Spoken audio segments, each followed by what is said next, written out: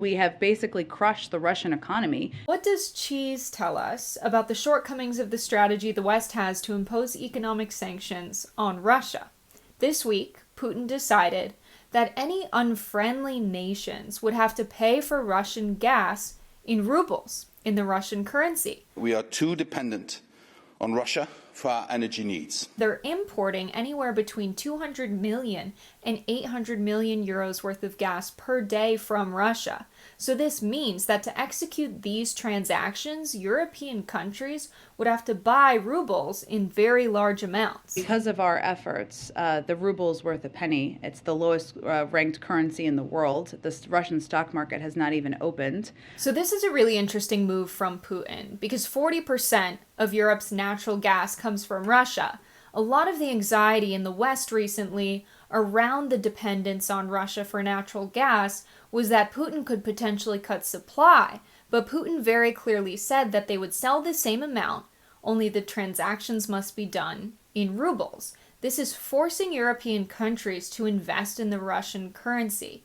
This has the potential to reverse the impact of economic sanctions when it comes to the value of the ruble and the international trading power of the ruble. So what does all of this have to do with cheese? I don't mean cheese as in money, I mean literal cheese. So one of my personal heroes, Stephen Kinzer, was in Russia in 2019.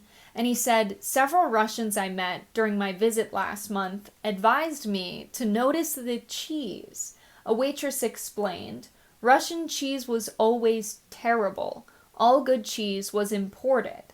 Now, because of the sanctions, we can't import cheese anymore. So we started making our own. And after a few years, look what great cheese we have. Sanctions made us more self-reliant. We've already seen the ruble increase in value 24% since Sunday following Putin's announcement. This policy shift has the potential to make the ruble stronger than it was even before the Russian invasion of Ukraine.